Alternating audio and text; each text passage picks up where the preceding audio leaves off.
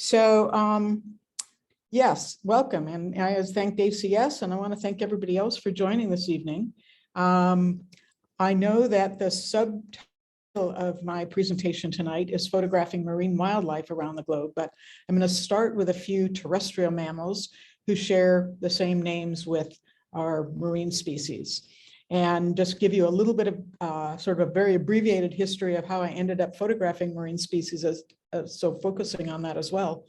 So this is a lioness and a cub, African lion, in South Luangwa National Park in Zambia. It's one of my favorite places because it's off the beaten track. It's sort of not on people's radar, and there's more wildlife than humans. And in the 90s, I was able to spend quite a bit of time in Southern Africa leading safaris, and some on my own. And so it was a very special time. And I really absolutely thought that's what I was gonna focus. And then things changed. But here we have a leopard, because we have marine leopards as well. This is also in South Luangwa National Park. And we saw quite a few leopards there, some up in trees with kills.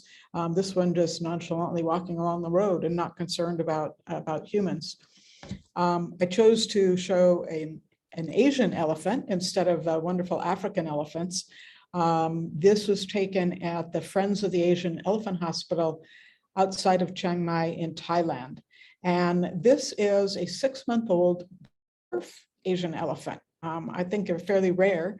And because he was so small when he was born, he and his mom came to the orphanage, and he only lived till he was about 5, but he was 6 months old when I was there. And even at that small size, got low on the ground, he'd do his best to try and push me over.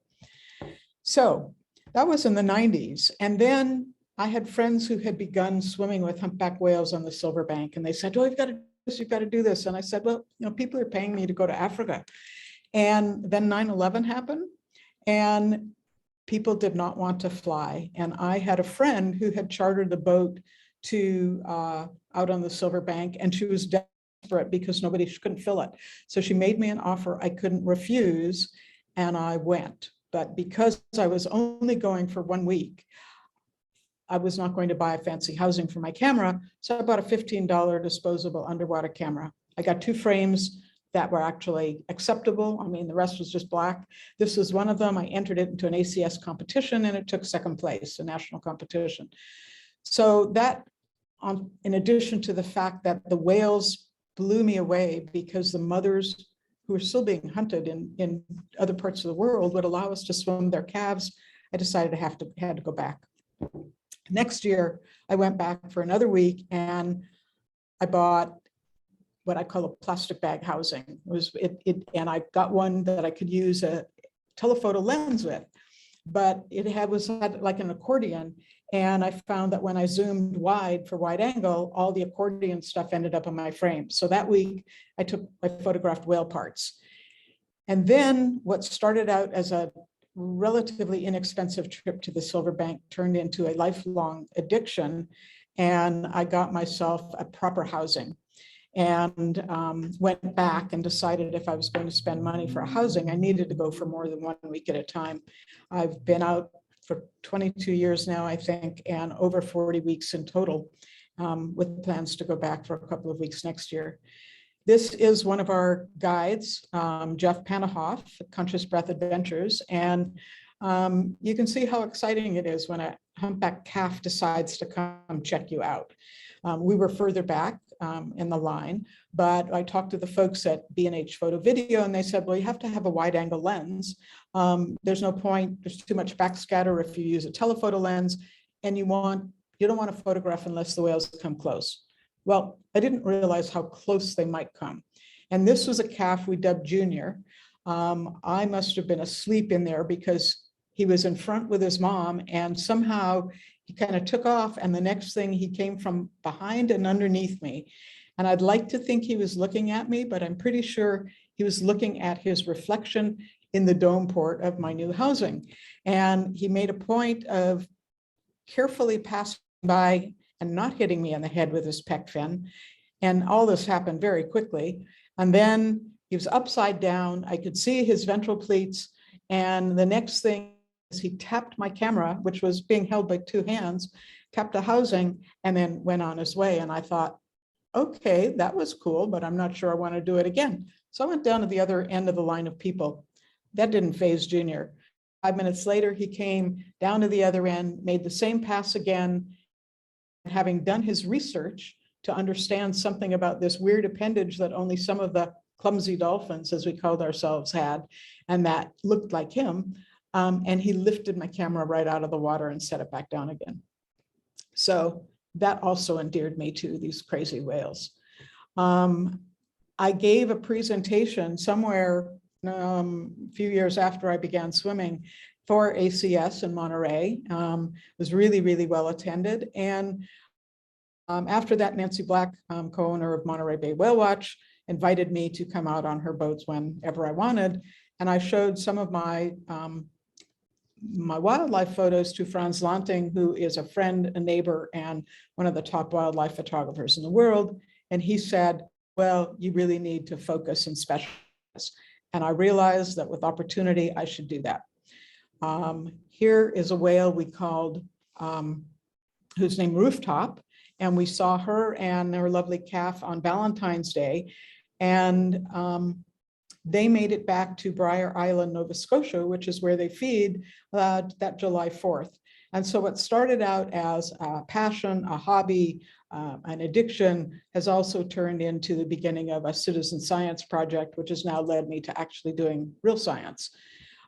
This is another well-known whale. Her name is Spoon, and she has her portraits painted on the dock in Gloucester, Massachusetts at Cape Ann Whale Watch. She's part of an adopt a whale program in Provincetown with a dolphin fleet.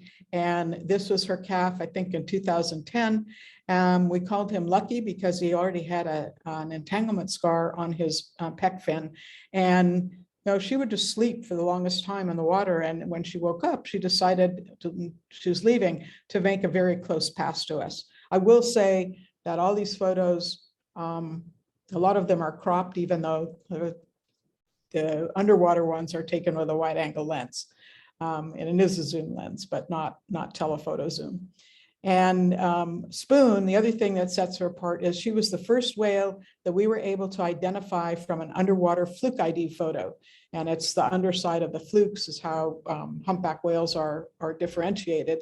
And it was important because the moms stay in shallow water, it's like maybe 30 feet deep, and they don't need to do deep dives, they don't fluke up. So the only way to get the ID on them is when they swim off and we swim rapidly behind them. After several years, I decided I wanted to go to Tonga. And I had heard that the visibility in the water there was really clear. I mean, it's an incredibly beautiful place. It's an archipelago when the whales are, it's a green mountains and aqua beaches and, white sand and not as many whales and far more boats, and we're allowed less time in the water. So I've decided to spend most of my time on the Silver Bank, which is actually 75 miles from shore with no land around whatsoever. It's very close, it's out in open ocean and it's a shallow bank, but there's deep water that drops off pretty quickly. So this is a curious calf in Tonga who, came over to check us out. It's another mother and calf in Tonga. Their coloration is much more like, sorry, I'm actually in town. I live in a rural area, but I came down here so that, there goes an ambulance, so that I didn't have to worry about my internet crapping out on me. And this mom and calf are colored more like North Pacific whales. And I really like this image because it just showed the peacefulness of being in the warm tropical waters, not having to worry about much boat traffic, not having to worry about entanglement down there, not having to worry about killer whale predation, but the moms don't feed several months they're down there, but they do nurse their calves. This is more typical coloration of a South Pacific humpback whale, and this mom had the curious habit of resting in the water face down, head down, which is a sort of the position that a singing whale would be in. And most moms rest horizontally. And interestingly, I went back to Tonga 3 years later in 2019 and saw the same mother with a new calf. So there's a lot of site fidelity, and it was really cool to meet an old friend. Back on the Silver Bank, in the Dominican waters, this is a well-known whale named Canopy. We ID'd her from her fluke, and she was so relaxed with people that she would nurse really close to the surface. Most whales, moms, when they nurse, go down fairly deep and we can see them, but not real well. And I've only seen nursing calves maybe 3 times. So it was very cool for Canopy to give us that opportunity. Here's another photo of her nursing her calf. Calf's mouth is open in this photo, and they have fluted tongues. The outer edge is fluted and the tongue can wrap around. And I believe, although I'm not sure anybody's like really seen this up close, that the mammary teats, I know that the mother is thought to express milk, but I think her teats come out of the mammary slits. The calf wraps its tongue around or wraps it around and gets as much milk as possible. So that was very cool. And I will just say that my interest is animal behavior. And so while I do show portraits, I like to photograph behavior. And a lot of what we go through tonight is behavior. So mammals, like us, they breathe air, they nurse their young, and then as the young get older, they have to learn how to eat solid food, so to speak. So this was in Monterey Bay, and this was a special opportunity before all day, killer whale search trips became the fashion. And Nancy Black had been out in the morning with a group of passengers, had seen this killer whale with her offspring. I've gone back, called me and said, if you want to come, get down here. I'm going back to go follow the whales. So I hustled down there, and this whale is known CA-138. She'd been chasing a common dolphin. And at this point, she basically batted it. We couldn't see it, but we put it together afterwards. She did this tail throw and stunned the dolphin. And next thing is she came up and batted it with her head.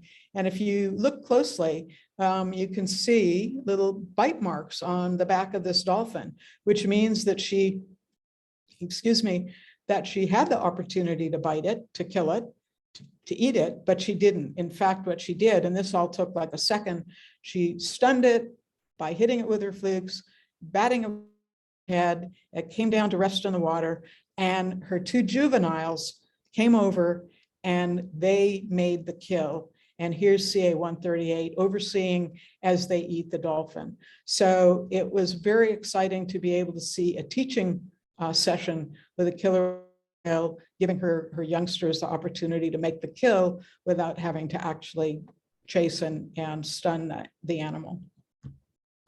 But the most times when we do see kills, other than with gray whale calves, it's a training session, because these whales, once they've learned their skill, can take out their species relatively rapidly, and most of it happens underwater.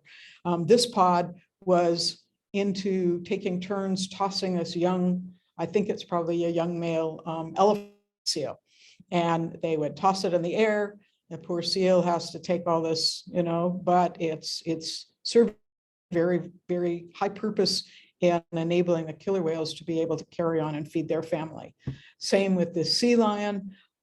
This is a different family, and they must have gone on for, I don't know, a good half hour to an hour of taking turns, porpoising onto this poor sea lion, batting it with their flukes, doing things underwater to it, and finally it made its last swan dive, and then they set in and they feasted on it.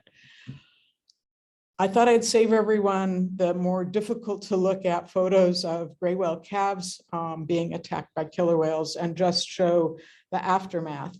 I know that people who are familiar know that killer whales tend to just eat the tongue, or the tongue and the lower jaw. And that's what we're looking at here is the lower jaw bones, the inside of the upper jaw, the baleen, the yellow baleen there. And it's not a waste, because the rest of the carcass is there for sharks. We'll see carcasses on shore of shark bites taking out of them. Unfortunately, before humans took over the shoreline, we'd have had condors, we'd have had bears, we'd have had mountain lions and foxes coming to scavenge. But if the carcass actually sinks to the ocean floor, then we end up with a whole different microecosystem down there with octopus and osedex worms eating bones, and microlife and other species coming and taking care of the rest of the carcass. So the killer whales are providing a service to the rest of the ecosystem. Hello. I just want to make sure. Okay, we didn't miss too many. To go up to Norway now, I wanted to go see what it was like to swim with and photograph the fish-eating killer whales up there in the wintertime. And it's quite a challenge. You need a dry suit, and the dry suit that I rented in Norway, because nobody would rent me one here because I'm not a diver, didn't fit properly. So I didn't get to do the practice swim. And it's winter, so there was about 2 hours of daylight. It was snowing topside. This is not snow in the water. These are herring scales, because there was a family of a half a dozen of these killer whales. They rounded up the baby and dove in, and you can see a bit of herring coming out of the mouth of this orca. This is one of my bucket list items, was to see a humpback whale and photograph a humpback whale in Antarctica surface lunge feeding. And what the whales primarily feed on down there, the humpbacks, are krill. We'll see a little bit of the Antarctic krill later on. You get a chance to see the baleen, the white baleen, and the pink palate of this whale. There are actually 2 of them in the water. It was quite exciting to see them feeding down there as well. This is a drone image. It's actually a screen grab from some video I shot last summer while working with researchers who were doing acoustic playbacks to try and elicit a response from humpbacks in Southeast Alaska. So there was the Alaska Whale Foundation and the SETI Institute. And I was really looking forward to being able to fly over a bubble net feeding group as they lunged through the surface. But these whales aborted their feed. So you can see the remnants of one of the bubble rings here. There was a second bubble ring, these 2 whales heading off to the right, I believe are the ones who blew the rings, or the net, I should say. And there were about 15 whales in this group, and they all came up and they dispersed, and they may have actually gone to try a second time. We don't know why they chose to abort, but either there weren't enough fish or the fish didn't respond properly. This was about 2015, a single humpback whale, and also in Southeast Alaska, in almost the same area, who was doing his own, or I should say its own, I don't know the gender, bubble net. You can see the remnants of that around it, and also making the feeding call, because we had a hydrophone in the water and speakers inside and outside of the lighthouse where we were staying. We could hear the feeding call, we could see the bubble net, and this whale was feeding right next to the island, turned out to be on juvenile herring, who, as the young of all species, don't seem to be quite as savvy about predators. So instead of leaping out of the water, they're kind of swimming around a bit haphazardly, and the whale is doing something that really approximates trap feeding. So instead of coming up and closing the jaw rapidly, it held its mouth open, let the fish settle, and then closed its jaw. This is what adult whale feeding on adult fish looks like. These are in Monterey Bay. And this was during the heyday when we had the blob, this very warm water off the coast of California, millions of anchovies inside the bay. There are 12 humpbacks actually feeding in this group, and they do feed collaboratively, but they don't blow bubble nets. Except that last season, I understand that Kate Cummings of Blue Ocean Whale Watch did see a single humpback whale blowing a bubble net. But so far, it seems to be a behavior that's largely in Alaska and in Antarctica, so almost the 2 poles. Here's another humpback. You can see the extension of the ventral pleats, and the whale has filled its whole buccal cavity with vast quantity of water and anchovies. There are a couple of anchovies floating, escaping over here in the white water. And as the whale closes its mouth and closes or tightens up the ventral pleats, it expresses the water, which goes out of the sieve of the baleen, and the anchovies stay inside and get swallowed. This was a really fun whale who also in 2015 was feeding by itself along Mitchell's Cove in Santa Cruz. And the whale had very specific behavior, repeated on different days, and there were maybe 100 people on the cliffs watching. Whale would swim to the east. It would make, parallel to the beach. It would make a left turn and then swim back to the west in shallow water. And you could actually see it moving its pec fins, sort of hurting the fish ahead of it. And then at the last moment, it would lunge and fish flying all over the place. And my son, who reminded me that there is a sewer outfall pipe that goes 3 miles offshore out of that end of Mitchell's Cove, was built on a rock wall. And it looks like this whale was using that rock wall as a tool, punching the fish up and then when they had nowhere else to go. It's pretty exciting. Now, I mentioned how the whale, expresses the water and then swallows the fish. The throat of a humpback whale is only the size of a grapefruit. It's only that wide. And we've got a bird here who forgot that it was time to actually get out of the way. We're looking, it's the rostrum, the top of the whale's head on the left, looking into the lower jaw. That kayaker's not quite as close as he appears, but he's fairly close. It's compressed because of the long lens. And that bird did escape. If the whale had closed its mouth before the whale got out of the way, felt something odd in there, open its mouth and let the bird go. This, if we were in the room together, I would ask you what you thought this was, but I'm not going to take the time here. This is krill, and this is krill escaping. That peak on the right is the tip of the rostrum of humpback whale, and the hill on the left is the tip of the lower jaw. And because krill are so much smaller, their escape behavior is less than say the forage fish like anchovies. They can only leap so far. And this was early morning. It was quite lovely out there. And there's so much krill that you would see them reach the surface and go flying before the whale could make its lunge. But it's what the krill look like. Our krill in Monterey Bay are maybe a ½ inch long. This is photographed off a boat and just look down into the water. And humpbacks are not the only species who feed on krill. The krill are really important to so many species. This is a blue whale in Monterey Bay, which is primarily a krill eater. And it does a lunge because the krill don't fly out of the water as far as the anchovies do. So it doesn't need as much effort. Plus, it's difficult for blue whales to expend that kind of effort. But the blue whales are the largest species to have ever lived on the earth, and they can be twice the size or more of a humpback whale, but have much smaller pec fins in relation to their bodies.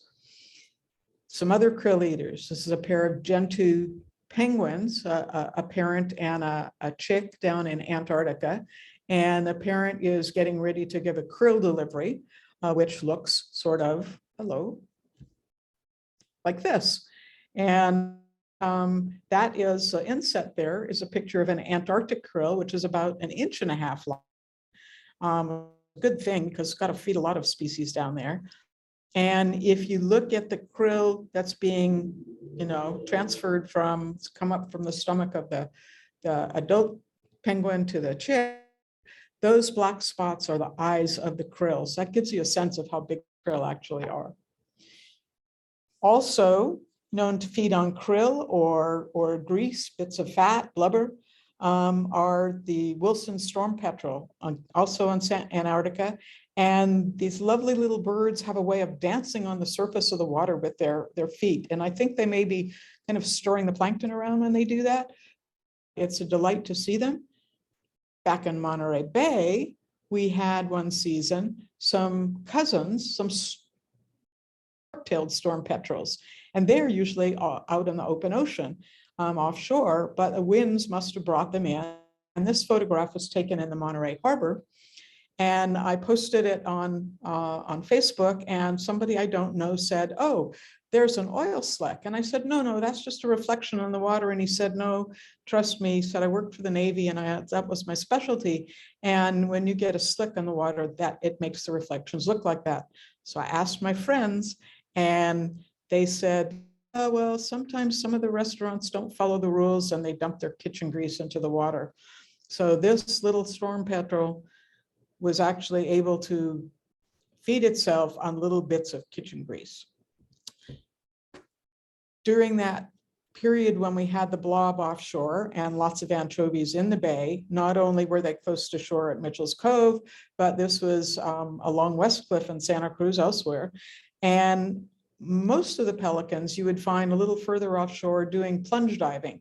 But there were so many anchovies so close to shore that this pelican and others were doing duck diving, where they'd sit on the water and kind of leap up a little bit, you know, poke their bills in, fill their pouches, and come up like this. And, you know, this was just standing on the cliff there. And you can see that one little anchovy about to escape at the top, but that gull is waiting patiently, is going to pick it off. Anchovies close to shore. These are in Monterey Harbor, yeah. And that's a lot of anchovies. And the sea lion is doing its best to grab some. And the fish, you know, shoal together like that. And when there's movement in the water, they move away as quickly as they can. And I saw more of this behavior off the commercial wharf in Monterey a few weeks back. And I realized it's very advantageous to the sea lions to hunt with the humpback whales. I think the sea lions may actually help coalesce the bait ball or the big shoal of fish. The humpbacks, as they lunge, whether it's under the surface or at the surface, stun some of the fish, and then the sea lions are able to pick off the stunned fish much more easily than this. Getting to some of the small critters, these are two of my favorites, the mola mola and the valala valala. Or the ocean sunfish and the by-the-wind sailor. These are crazy looking bony fish. They're some of the largest. They can apparently grow to 5,000 pounds, although probably the largest one I've ever seen is about 500 pounds. They've got these great big eyes and their mouths are perpetually open. They generally feed on jellies, so they kind of slurp them in, and they have little, I guess, cartilaginous protrusions inside the mouth so that the jellies kind of can't slip back out again. But one year we had just an invasion of these wonderful valalas, and the molas took advantage of feeding on these gelatinous creatures, even though they're not jellies per se. They're supposedly a colony organism, which seems hard for me to fathom, but you can see the tentacles there, you can see the sail, the little platform, and it's going to give a snack to this mola. We also will sometimes see leatherback turtles. They breed on the beaches in Indonesia, and unfortunately, their eggs are often taken, the turtles may be killed, and then they swim, the ones that survive, swim across the ocean, and they feed on primarily on sea nettle jellies here. So we could use more of them, and I hope that they get the protection they need there. Sea otters, everybody loves a cute sea otter. Although these cousins of weasels can be very ferocious. And a lot of people are familiar with the story of the importance of sea otters in keeping sea urchin populations in check, because the sea urchins will actually cut off the holdfast of the kelp, and the kelp forest, you know, dies back, and the kelp forest is a wonderful nursery. A really important part of the coastal ecosystem, also breaks the wave action against the shore. Our sea otters were nearly extirpated by Russian hunters who sold the pelts to the Chinese aristocracy. And they were thought to be extirpated, but there was a little small population off the coast of Big Sur, and all the sea otters we have in Monterey Bay today go back to that small population. They also will feed on, they feed on a variety of things, but here's a photograph of one feeding on fat innkeeper worms in the harbor. And it's sort of weird. They bite into them, deflates, some red stuff that looks like blood comes out, this thing that looks like intestines strings out. This otter's got two more in its pouch. And they're called fat innkeeper worms because they share their burrows in the sand with other invertebrates. This little sea otter is licking the platter clean of an abalone. And maybe not quite as well known is the role that sea otters had in basically protecting the abalone population. And The abalone, when the sea otters were in big numbers, would hide in the crevices of the rocks. I can't tell you how the otters managed to get those abalone free, but they do. And when the otters were nearly extirpated, the abalones went, oh, cool, we don't have to hide anymore. And they came out on the surface of the rocks. And then the fishermen, enterprising, said, hey, look, here's another food source. And they hunted them as the way we humans have a tendency to do, and almost, fully depleted that population. Well, one problem is that the abalone feed on a coarse algae, and the adults, and the larval form of the abalone feed on a very fine algae. And when most of the abalone were hunted out, the coarse kelp took over, and there wasn't enough of the fine kelp to actually feed the larval stage, and so the abalone population diminished radically and almost died out. And this is a cute otter pup. Mom has to feed, both herself and the pup, and the pup had been sharing clam with mom and came over and said, look, you're still eating, I'm hungry, I need some more, thank you very much. To head back south again, this is a leopard seal, and it's just resting on the ice and giving us the eye on our zodiac. These guys tend to feed, among other things, on penguins. And I had said earlier how juveniles aren't always real savvy about predators. This leopard seal would hang out by the shore, mimicking a boulder. So look just kind of like a rock hanging in there, and then would nab an unsuspecting juvenile gentoo penguin. So yes, penguins got something to learn, and hopefully most of them did learn. But when we're talking about behavior, I don't know, you can't leave out breaching humpbacks. And I must say, the first time I got a photo of a breaching humpback, I was ecstatic. And then I realized that it's almost impossible to get the first breach unless you just happen to be damn lucky. But a lot of whales will breach repeatedly. And why they do so, that's only our guess. We believe that a lot of it is for communication purposes. Probably for ridding themselves of parasites, of barnacles, of whale lice. And a study was done that shows in the young humpbacks, when they breach, they increase the myoglobin in the muscle, which helps them get more oxygen the same way hemoglobin does in our blood, which enables them to swim deeper and to swim long distances of the migration. Oops. Humpback breaching never gets old. They can come towards you, they can go away, they do head breaches, they do, full on out of the water. This was down on the Silver Bank. This whale, breached and landed, straight towards us. And if you look closely, I can tell you that this is a male. You can see the baleen in the mouth, but on the top of the head are those bumps, which are called tubercles, which are basically hair follicles. They are, in spite of the fact that they look small, the size of a fist, and each one hair, and a number of these are rubbed raw, which tells me that this is a male who has been fighting in a competitive group. The females are smart enough not to do that. The males will compete for the opportunity to escort, possibly mate with the female. But humpbacks aren't the only ones to breach. This is whale breaching. They do more of that in the breeding lagoons down off of Baja or in Southern California, but every once in a while we'll get one to breach up here. This is along the coast just north of Carmel Bay. Breaching minke whale. Monterey Bay, if you see a minke once in the water, you're lucky because they disappear. They're really shy. This whale on Stellwagen Bank breached 30 times and got closer to us each time. You can see the paddle-shaped fins that it has, and a little white on it, really sweet little killer whales. This is transient in Monterey Bay. They tend to do lots of surface action after they've had a successful hunt, spy hops and breaching and porpoising. And this is, for somebody who asked earlier, a northern right-tailed dolphin. They do not have dorsal fins. They've got small pointy beaks, very long and sleek, and very fast. And every once in a while, they will porpoise or breach out of the water does not want to do that, sorry.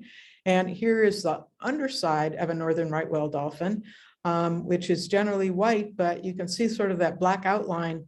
That's where the white should stop. This is an anomalously colored dolphin with a lot more white on its underside than normal. A young Risso's dolphin calf breaching with its mouth open, and you can see the teeth on the lower jaw. I learned that they do not have teeth on the upper jaw, and they're primarily squid eaters.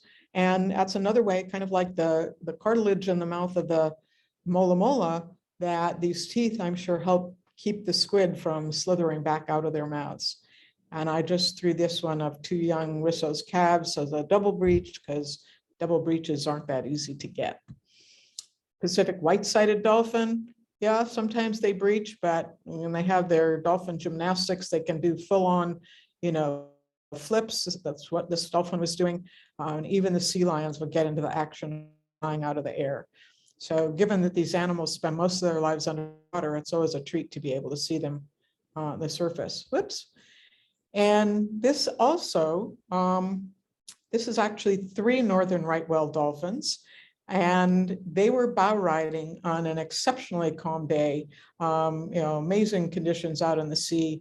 The one in the middle, which is the easiest one to identify, also anomalously colored with the white on the top of the pec fins. I called it mittens, and this dolphin kept bow riding and kept looking up at us who were leaning over the bow. But why do you not want to do this? Okay. The dolphins have been bow riding or snout riding, I guess, as long as dolphins and whales have been in the sea. This is a Pacific right whale dolphin taking advantage of the bow wave that a humpback whale has made and getting a free ride, doing a little bit of surfing out there in the ocean. This photograph was taken off the Oregon coast, and this is a stellar sea lion who is a master body surfer. It was, really cool thing to see. Only time I've seen it. We don't have many stellar sea lions. Every once in a while, one shows up in Monterey Bay, but there are big colonies of them up off the coast of Oregon. And then in terms of behavior, this is a male killer whale. This is just a couple of weeks ago, tail lobbing very close to shore in Monterey Bay, humpback whale on Silver Bank doing a big tail throw. And another behavior that is always fun to see is something we call kelping. And this is a male killer whale with this tall dorsal fin riding around with kelp on its back. Why? Who knows? I mean, it tends to get lumped in a category of play. I think there's a certain sensory tactile experience that the whales enjoy. And we've got doesn't want to move, a Risso's dolphin playing with some kelp. And this behavior, while it's fun for the whales, can also lead to trouble, because I think sometimes that's how they get entangled. Is it hard for them to differentiate that kelp from a rope? Maybe not, maybe other reasons. And I don't want to do that. This is a female who was part of a courting pair down on the Silver Bank, and she was luxuriating in the sargasso weed. And I've noticed that the females in those courting pairs seem to really enjoy this sensual experience, sometimes with bubbles, sometimes with seaweed like this. Well, we have seaweed, but this is a different situation. These are 2 mother gray whales bringing their calves up from the calving grounds on their way up to, their feeding grounds way up north of Alaska. And they will hug the shore. And Brian was talking a little bit about seeing mothers and calves passing by the Seymour Center in Santa Cruz, close to shore. Well, here they're coming up along the Big Sur coast, and they stay in the kelp beds for several reasons. I mean, it may be fun for the calves, but it's much harder for the killer whales to make the kill when they're in shallow water, when they've got to mess with the kelp. And by being that close to the shore, the breaking waves also helps obscure the sound of the blows of the gray whales. So it's much easier. They run into trouble when they have to cross Monterey Bay, and they've got that wide open expanse over the canyon, and that's where the killer whales, do most of their predation. So the savvy moms will take the long way around, which is 75 miles instead of 25 miles across the bay. And this was not taken with a drone. This is just taken from the cliffs. please change. Just going to say, I apologize. I'll see if I use a different key if that works. But and one day I was down there photographing graves and talking to a fellow from Austria who was there to look at condors, and he said, "Oh, there's another whale." And I looked and I went, "That's not a gray, that's a fin whale." And then it was a little further offshore. You can see how long and sleek they are. This is the only photo I got of a whole whale on the frame because it was just so long and it was difficult to see some of that with the glare on the water. It just doesn't want to do one at a time, so I apologize. This was probably one of the rarest encounters I've had on the bay. I was with a captain who we were heading south towards Carmel, and he said, "It's foggy." He said, "I think I see killer whales up there." And we got closer, and it was not killer whales at all. It was a competitive group of blue whales. The whale on the right is the primary escort, who is this like lunging out of the water to show him, you know, what a big guy he is. You can see his eye over here, so his whole head is out. The one with that little cutoff tail is the female. You know, must have got hit by a ship or something. And then the challenger is this body in the front. So that was just very special. That's a very rare occurrence in the bay. This less so. This is out on the Silver Bank. This is a male who has doesn't have the head quite the size of a blue whale, but he's making himself as big as he can, filling his buccal cavity either with water or with air, and, you know, making like a big important guy out there. And one of the main reasons I went to Tonga is I wanted to get in the water with a competitive group. And you know, it's kind of a flyby. There's no way you can swim as fast as these whales swim. And if you look, the one that's blowing bubbles would be the primary escort. They do that as a screen, or also as a way of saying, "Hey, I'm the top guy here." The one in front on the top there is most likely the female. And then we've got four whales in this frame who are challengers, hoping to depose that primary escort and, you know, become the primary themselves. And here, just a close-up of a whale on Silver Bank blowing a bubble trail. I am enamored with whale bubbles, and we'll have more of that in the future. So, but humpbacks aren't the only ones who spend their time bashing around and challenging one another. Here we have northern elephant seals, and these are a couple of not alpha males or younger guys, and they're doing this ritualized sparring. And part of it is to gauge, you know, to test themselves against the others and see who's the strongest. And vocalization is a big part of that. They're hollering, and they will remember, you know, that vocalization of the guy who beats them or the guy who they beat. And if there's some who has been the victor, and the other guy hears him on the beach and he happens to be in his turf, he leave in a hurry.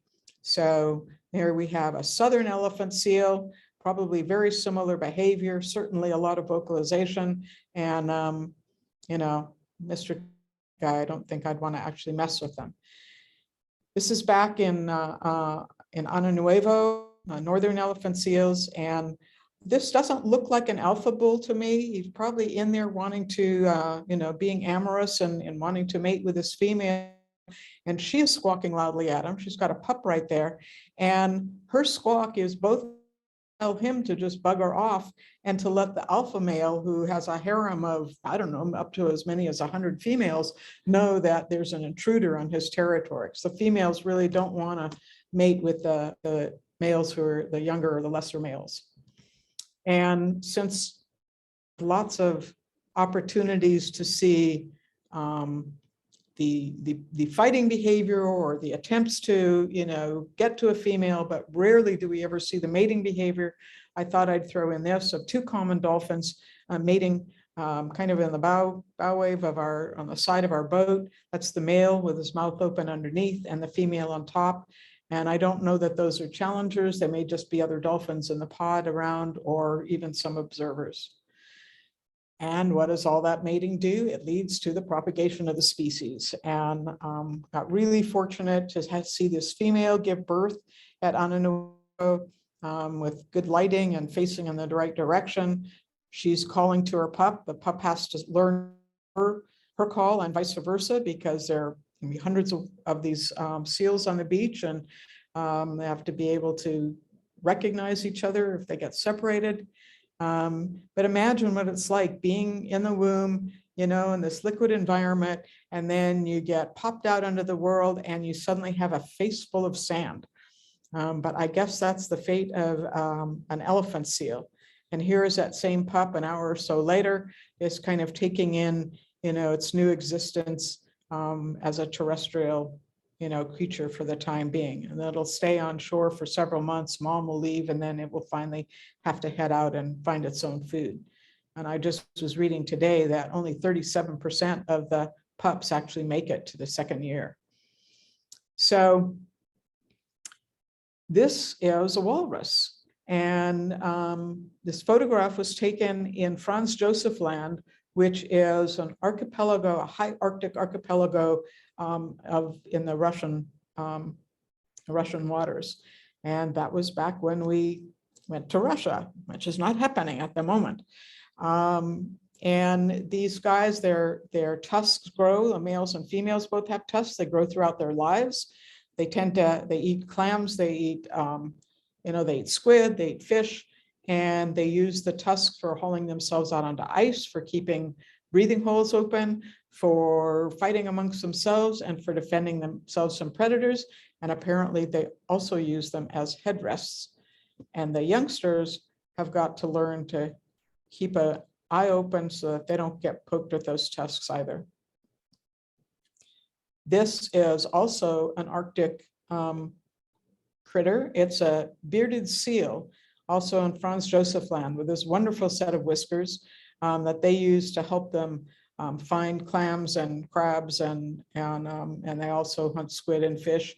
And their hides are very tough, and so they were hunted as well. I mean, everything's been hunted by humans for one thing or another. And they have to worry about killer whales and polar bears, who are their predators. Speaking of polar bears, there are about 26,000 of them left in 19 different populations. I was really excited. It's the first polar bear I'd seen in the wild. And, they're having a hard time. I think everybody's pretty aware of that as the sea ice retreats. And here we have one, on land in a snowy landscape. This one was not concerned about us and came down to the shore. We were there in a Zodiac. And if you look closely, you'll see some yellow on the chin of this polar bear. And polar bears primarily feed on seals who have a lot of blubber, and they have a lot of protein, but they're not always, they can't always get seals. So they'll eat anything else. They'll eat berries, they'll eat seaweed, they'll eat carcasses. They will feed on walruses if they can. They've been known to throw rocks at them, which would be something to see. And they eat eggs. They eat seabirds, and they eat duck, and they eat eider eggs. And so this seal is having a meal of eggs.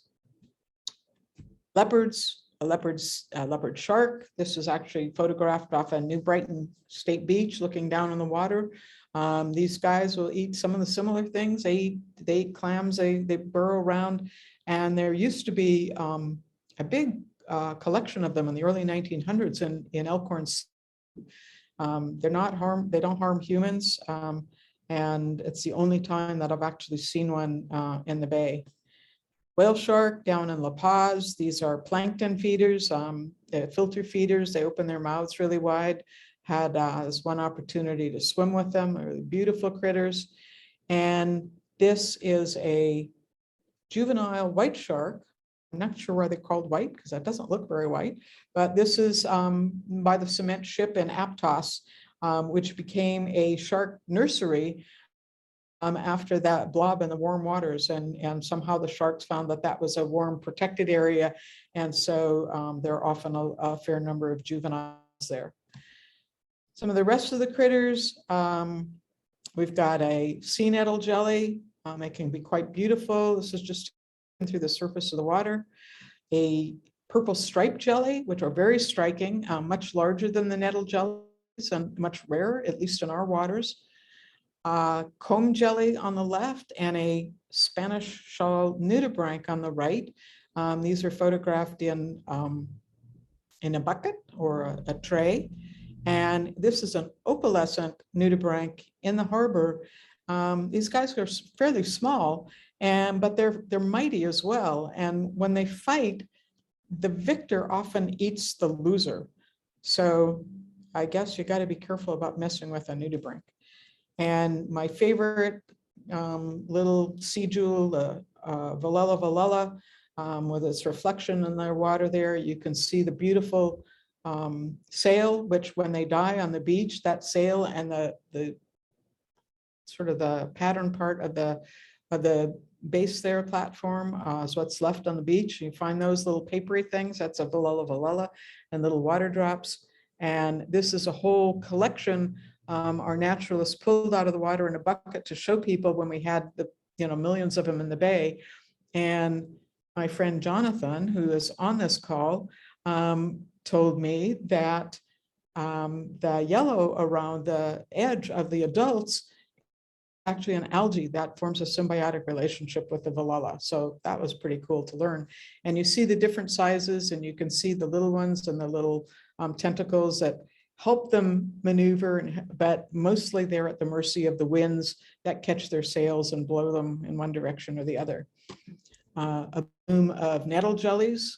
We've been seeing a lot of those lately, not this season, but last number of years in the bay. We need more turtles to feed on them. Hello, we have anchovies. This is back when they were all swarming close to shore. This is taken from the Capitola Wharf. And the pelicans were here in the thousands, and they've got small stomachs. So they feed and then they settle on the beach, this Capitola Beach. And then somebody, gives the word and they all take off and they go feed again. And one of the problems that happened with all those anchovies, again, what we humans do is that the Santa Cruz Yacht Harbor used to be a lagoon that was closed in the summertime by a sandbar. And it was decided that'd be a great place as a yacht harbor, but the sandbar forms every year and a dredge has to move it away. And the dredge has actually been operating this past week. So what happened with all the anchovies coming close to shore is they flooded the harbor. And even though they put oxygenators down the center channel, there was not enough oxygen for them. And so they died in droves, and people did everything they could using all tools at hand to remove the dead fish. Because once they decay, that begins to destroy the paint on the bottom of all the boats in the harbor. And I'll just finish with some photos of human interactions with some marine species. This is the classic selfie. Never mind, we don't have to look at the whale, we just get a photograph with it. In this case, we don't bother with the photograph, but we don't know that there are whales behind us. My friend Jeff again, who put his camera down and decided to interact with this calf, mimic his behavior, extending his pec fins. Dominican fishermen offering us one of their fish for sale, which we don't buy because even though these guys need to make a living, the bank really overfished. They used to use dynamite in the coral heads there, so it's unfortunate. Dominican fishermen on shore who just walked into the water and managed to pull out this octopus. There's a giant squid of some sort in Monterey Bay, and that was naturalist Greg McCormick looking for the beak to show to the passengers on the boat. And Ari Friedlander, who teaches up at UC Santa Cruz and has done wonderful work putting suction tags on whales all over the world to observe their behavior underwater and their feeding behavior, is here in Antarctica shooting biopsy darts on humpbacks so he can extract little bits of blubber and learn more about their health. The National Geographic film crew. And hello, a young woman on our trip in Baja swimming with the whale sharks. And my good friend Jean Flipsy, who runs the Conscious Breath adventure trips that I go on the Silver Bank. And here Jean is dancing with a male dancing humpback. It's a male and a female In this case, it were 2 males. I guess they've got to practice if there aren't enough females around. And this whale was more interested in dancing with Jean than its partner, who sort of took off. And with that, I wanted to thank the Alaska Whale Foundation and SETI Institute for the opportunity to participate in the research expedition in Southeast Alaska, Cheeseman's Ecology Safaris, who've taken me to the ends of the earth in both polar regions, Conscious Breath Adventures for swimming out in the Silver Bank, Monterey Bay Watch for access to boats in Monterey Bay, and whales underwater for my trips to Tonga. And I'd be happy to take questions. And I will just make one comment, which is that I will be teaching a photo workshop on the water August 14th. And if anyone is interested, you can take down my email and contact me directly. And if you have questions that you don't ask or get answered this evening, you can also email me. So thank you. Thank you, Jodi. That was such a great presentation. So once again, folks, if you have any questions at all, feel free to throw it into the chat. Yeah, so I have there's a couple questions so far, but there's also been a lot of statements saying, great photos. Thank you so much, Jodi. Someone asked where the Silver Coast is, and it's in the Dominican Republic. That was answered, but someone asked, would you explain in just a little bit more detail the long route around the orca in the Monterey Bay? So I'm guessing just like kind of their tracks. I'm sorry, since my hearing is so bad. Can you say that again, Brian? Something to do with orcas doing what? So like it says, would you explain a little bit more detail the long routes around orca in Monterey Bay? So most likely, where are these orca going and what are their patterns? Well, they're coming up here to feed, and they will feed on sea lions. We've seen them feed on dolphins. But at this time of year, April, May, they come up here specifically to feed on gray whale calves if the opportunity arises. And I mentioned just briefly, the mother gray whales are bringing their calves from the calving grounds, and they're heading on up north to the feeding grounds. And they hug the shoreline most of the way, but they get to Monterey Bay and they have a choice to make. They can either go directly across the bay, which is a 25-mile in open ocean, over the deep canyon, the Monterey Canyon out there, which is where the killer whales tend to hunt them. And or they can take the long way around, it's 3 times the length, and hug the shoreline all the way through. So the killer whales, the transient killer whales, will show up this time of year and go out of their way to find those gray whale calves and take them down. So I hope that answers the question. If not, I mean, what else you want to know? I got another question saying, great talk, wonderful photos, thank you. Is there any animal you have not photographed but would like to? There are plenty of animals I have not photographed. And, those are the kind of questions. I don't have any that are just, I think belugas, I would like to photograph more whales, belugas, narwhals, and in particular, that would be really fun. So we'll see. That's just a whole different trip. A couple of different trips probably. But I would like to photograph polar bears feeding. Yeah. That's a good one. Jonathan is asking, have you noticed any seasonal changes in the population of cetaceans in Monterey Bay during your time photographing them? Well, that's a good question. I know that, which is not the time that I've been photographing, but the population of humpbacks has increased dramatically in the last 30 years.